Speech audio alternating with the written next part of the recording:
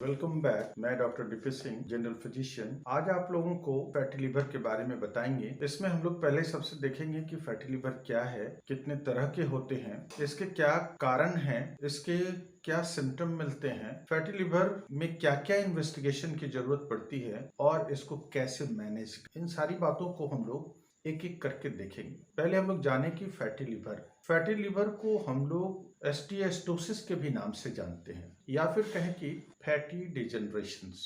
अगर डेफिनेशन की बात करें कि फैटी लिवर क्या है, तो फैटी लिवर के अंदर फैट के डिपोजिशन का होना, in which case buildup of fat in the liver के सेल में फैट का बनना या डिपॉजिट होना कर सकते हैं इसको। नॉर्मल जो फैट है लिवर के अंदर मौजूद होता है, जो स्मॉल अमाउंट्स में होते हैं, और अगर ये फैट्स ज्यादा मात्रा में हो जाए तो ये अपना एक कारण बना लेता है। अगर हम लोग एक डेफिनेशन कहें कि in which case fat buildup in the liver cells, a small amount of fat is a normal in the liver and too much fat in the liver can cause liver inflammations which damage the liver cells and create a scarring। ये liver cell को damage करता है और वहां पर एक scar बनाने का काम करता है फैट के डिपोजिशन के कारण। एक्चुअली अगर हम लोग देखें कि सबसे पहले हम लोगों को ये जानना चाहिए कि लिवर हमारा करता क्या है, क्या इसका फंक्शंस हैं जिसकी वजह से हमको अगर फैटी लिवर हो रहा है तो हमको क्या कराएगा। सबसे पहला हम लोग अगर बात करते हैं कि लिवर हम लोगों के बहुत बड़ा ऑर्गन्स है, largest organs in the body. इसका बहुत ही इम्पोर्टेंट रोल है। अगर हम लोग बात करें तो सबसे पहला कहता है कि produce bile which help in the digestion. ये बाइल को प्रोड्यूस करता है जो हमारे डाइजेशन में मदद करता है। अगर सेकंड बात करते हैं, स्टोर आयरन, लिवर में स्टोर होता है। नेक्स्ट जो प्रोसेस है, स्टोरेज ऑफ द ग्लूकोज, ये ग्लूकोज का भी स्टोर करता है। जब कभी भी हम लोग ग्लूकोज नहीं लेते हैं तो ऐसे कंडीशंस में लिवर के अंदर ग्लूकोज ग्लाइकोजन फॉर्म में स्टोर होता है और फिर इसे ग्लूकोज फॉर्म में बॉडी को एनर्जी के रूप में रिलीज करता है। नेक्स्ट है कि जो हम जितने भी न्यूट्रिएंट लेते हैं उसको एनर्जी में कन्वर्ट करने का काम करता है। इसके बाद है कुछ ऐसे सब्सटेंसेस बनाते हैं which help in the clotting. कहते हैं कि लीवर्स के जो है यही कुछ ऐसे सब्सटेंस बनाते हैं जो क्लॉटिंग में मदद करवाता है। जब कभी भी ब्लीडिंग होता है तो क्लॉटिंग फैक्टर होता है जो ये प्रिपेयर करता है। दूसरा है प्रोटीन का भी सिंथेसिस कराने में सबसे इम्पॉर्टेंट रोल है इसका। अब हम लोग देखते हैं कि इसके अलावे भी इसके कुछ काम है। Remove toxic from the body, ये टॉक्सिक को भी रिमूव करने का काम कर। अब हम लोग ये बात को क्लियर हो चुका है कि लीवर एक बहुत ही इम्पोर्टेंट रोल प्ले कर रहा है हमारे बॉडी के। लिवर फैटी क्यों होता है? तो फैटी लिवर होने के कारण है, फैटी लिवर अल्कोहल एक्सेस पीने के कारण हो सकता है, एक्सेस स्मोकिंग के कारण हो सकता है, लिपिड की मात्रा बढ़ने के कारण हो सकता है, हाइपरलिपिडेमिया जिसको कहते हैं, तो एक्सेस लिपिड के कारण हो सकता है, डायबिटीज के कारण हो सकता है, मेटाबॉलिक सिंड्रोम के कारण हो सकता है, ओल्डर एज में हो सकता है, फैमिली कोई हिस्ट्री हो जिसके कारण हो सकता है, या फिर कोई मेडिकेशन हो जैसे मिथोट्रैक्सिड जो ऑटो इम्यून डिजीजेस के लिए इस्तेमाल करते हैं, या टेमोक्सिफेन है जो कैंसर के लिए इस्तेमाल करते हैं, या फिर कोई इन्फेक्शन जो वायरल इन्फेक्शन जैसे हेपेटाइटिस बी, हेपेटाइटिस सी, ये सभी चीजें हैं जो कारण है फैटी लिवर करा सकते। अब यहाँ पर फैटी लिवर को दो भाग में बांट, फैटी लिवर को एक को कहते हैं अल्कोहलिक फैटी लिवर डिजीज, एक को कहते हैं non alcoholic fatty liver disease. ये दोनों को अलग कैसे करते हैं? दोनों में ही बात कर रहे हैं कि फैटी लिवर हुआ, लेकिन एक अल्कोहल लेने के कारण और दूसरा अल्कोहल नहीं लेने के भी कारण हो रहे। अल्कोहलिक लिवर डिजीज में सबसे इंपॉर्टेंट बात है, ये तीन बात इसको अलग करता है। पहला कहता है कि एक्सेस फैट इन लिवर, अगर अल्कोहलिक की बात कर रहे हैं तो excess fat in liver, inflammation of the liver cells और history of the heavy alcohol के हिस्ट्री इसमें मिल रहा है। दूसरी अगर बात करते हैं कि नॉन अल्कोहलिक फैटी लिवर की बात कर रहे हैं, तब यहाँ पर ये बात आता है कि fat, excess fat in liver. दूसरा है inflammation of the liver cells and no history of the alcohol consume, या फिर कहें कि कोई हिस्ट्री है ही नहीं कि ये कभी दारू पिया है या कुछ ऐसा चीजें हैं। तब जितने भी कारण हम लोगों ने देखा है कि स्मोकिंग के कारण हो सकता है, ओबेसिटी के कारण हो सकता है, डायबिटीज के कारण हो सकता है, मेटाबॉलिज्म के कारण हो सकता है, कोई मेटाबॉलिक डिसऑर्डर है जिसके कारण हो सकता है, ड्रग्स के कारण हो सकता है। ये जो अभी हम लोगों ने बात किया,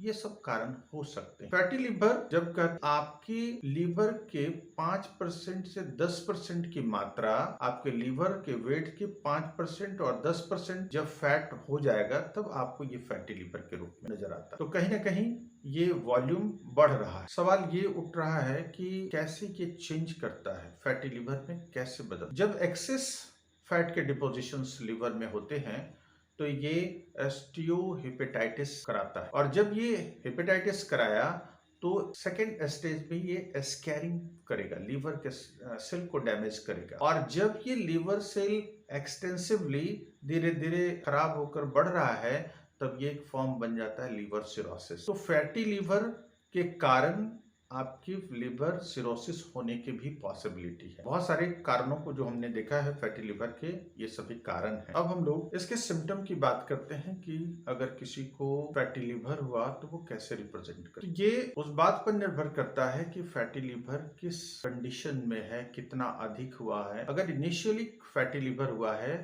तो रिप्रेजेंटेड बाय द टायर्डनेस, हमेशा थका थका महसूस करे। एब्डोमिनल पेन, वो पेन एब्डोमेन से भी इंडिकेट करेगा। Feeling of fullness in the upper right side of the abdomen, इसलिए कि लीवर राइट साइड में मौजूद होता है एब्डोमेन में, तो इस तरह की फीलिंग करवाएगा। लॉस ऑफ एपेटाइट, भूख की कमी होगी। वेट लॉस भी हो सकता है, वीकनेस हो सकता है। और दूसरा, अगर बढ़ रहा है, ये एक्सटेंसिव है, तो ये जॉन्डिस से भी रिप्रेजेंट कर सकता है। नाउजिया एंड वॉमिटिंग, फिर कहता है कि नाउजिया और वॉमिटिंग भी मतलब मितली आने की संभावना आपके साथ, ऐसा अगर जॉन्डिस है तो ये इस तरह से वो रिप्रेजेंट कर। चलिए आइए देखते हैं कि जॉन्डिस हो चुका है या फिर फैटी लीवर है तो कैसे हम लोग इसको पता करें कि ये फैटी लीवर है। तो इसके लिए कुछ इन्वेस्टिगेशन कराते हैं।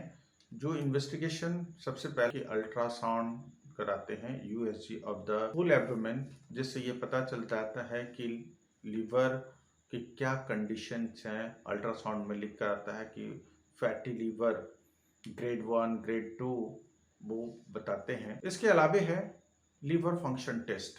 लीवर फंक्शन टेस्ट में देखते हैं कि जो एंजाइम है, एसजीपीटी के लेवल्स हैं वो बढ़ा हुआ है, एसजीओटी के जो लेवल्स हैं वो बढ़े हुए रहेंगे। प्रोटीन की बात हमने कहा कि प्रोटीन के सिंथेसिस में लीवर इंपॉर्टेंट रोल रखता है, तो यहाँ पर देखेंगे तो टोटल प्रोटीन जो है वो कम होगा, जिसमें कि एल्बुमिन की मात्रा कम हो, ग्लोबुलिन उसके कंपैरेटिवली ज्यादा मिलेगा। नेक्स्ट इन्वेस्टिगेशन होता है एल्कलाइन फॉस्फेटेज है। अगर ऑब्स्ट्रक्शन करा रहा है तो एल्कलाइन फॉस्फेटेज डिजनरेशन हो रहा है लीवर के सेल्स में, तो आपके एल्कलाइन फॉस्फेटेज के जो लेवल हैं वो बढ़े हुए होंगे। सीरम बिलिरुबिन इसके अंतर्गत है।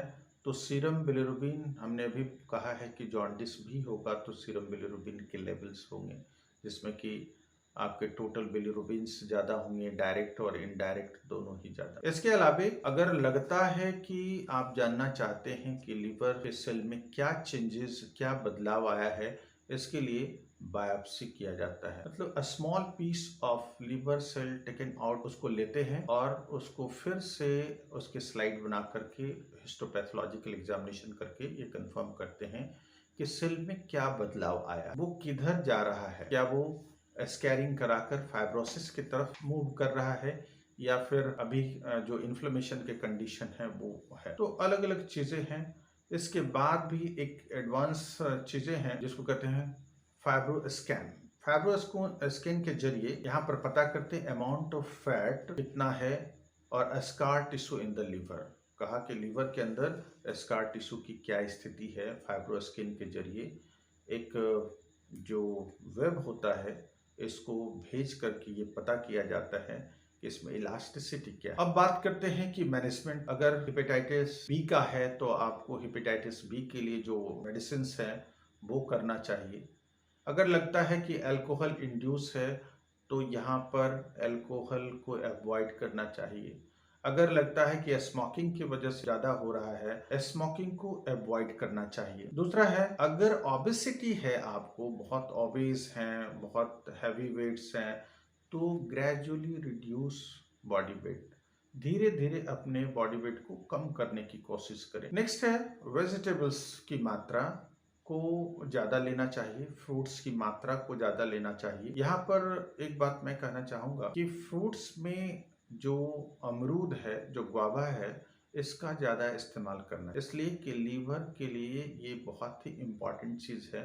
अगर आप कंटिन्यूअस एक अमरूद का सेवन करते हैं और आपको लीवर हेपेटाइटिस बी हो या अदर कोई भी चीज़ हो, तो वो बहुत ही हेल्पफुल होता है और डिजीज को प्रोग्रेस होने नहीं देता। आप कोकोनट वाटर्स का इस्तेमाल करते हैं, इजी डाइजेस्टेबल्स हैं और ये सभी जो हैं बेनिफिशियल्स हैं। अगर आप फैट ज़्यादा ले रहे हैं, किसी के जरिए कंज्यूम कर रहे हैं, जैसे सैचुरेटेड फैट्स, जैसे मीट के अंदर मौजूद होता है सैचुरेटेड फैट है, तो आप वैसे चीज़ों को अवॉइड करें। ज़्यादा अगर फैटी डेयरी प्रोडक्ट को ले रहे हैं तो जो चीज़ें हैं तो वो सब चीज़ों को अवॉइड करें। स्किम्ड मिल्क लेना है। इसके अलावे बहुत सारे जो फैट्स हैं, जो ट्रांस फैट होते हैं, वो आपके फ्राइड्स फूड्स के जरिए मिलते हैं या बहुत सारे प्रोसेस स्नैक्स हैं, इसके जरिए भी है, तो ऐसे चीज़ों को अवॉइड करें। Regular exercise for 30 minutes. आपको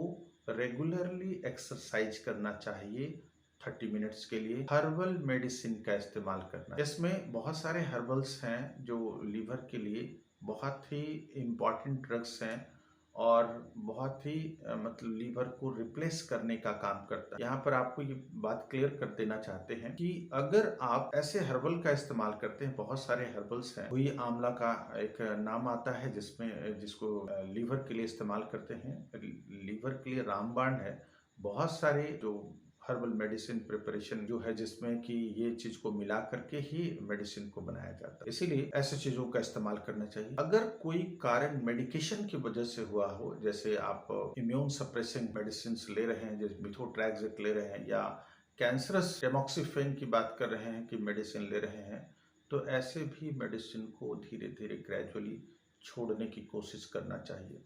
लो सोडियम डाइट्स, बहुत ही ज़्यादा नमक जो है वो इसका इस्तेमाल नहीं करना है। अधिक पानी पीना है, plenty drinks of waters and also avoid the refined oils। या फिर हम लोग कहें कि ये जो वाइट शुगर्स हैं, इसको भी वाइट्स ब्रेड की भी बात करते हैं जो मैदा से बनता है और वो चीनी की चीज़ें हैं, ये सभी चीज़ों को अवॉइड करना है। हमने इसका टॉपिक दिया था कि अब नहीं होगा फैटी लीवर। तो ये सब चीज अगर आप करते हैं अपने जीवन में, इन सारी चीजों का ख्याल रखते हैं, तो फैटी लीवर कभी नहीं होगा। मुझे आशा है कि ये सारी वीडियो के जरिए आप लोगों को एक जानकारी प्राप्त हुई है। अगर आप लोगों को किसी भी तरह के कोई क्वेश्चंस हो तो हमारे कमेंट बॉक्स में जाकर कमेंट करें। वीडियो को अधिक से अधिक लोगों को शेयर करें। धन्यवाद।